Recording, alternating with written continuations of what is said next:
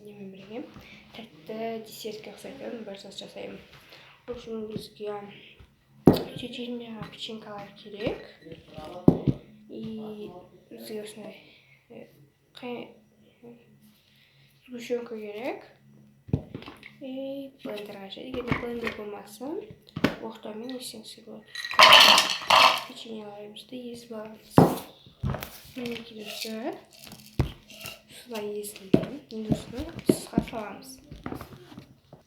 Мінекей өткізіп алдық. Енді осыны мынандай бір қағаз бетіне қойып, тарелканы алып, печеньені саламыз да, үстіне сгущенканы салайық. Енді осындай болып шықты. Енді осыны жақсылап араластырамыз.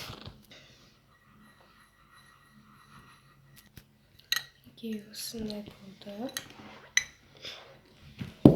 Енді осындай формаларға салып төңкереміз. Егер де бұндай форма болмай жатқанда, қасық пайдаланамыз. Қолмен осындай өзіміз қолдан жасаймыз.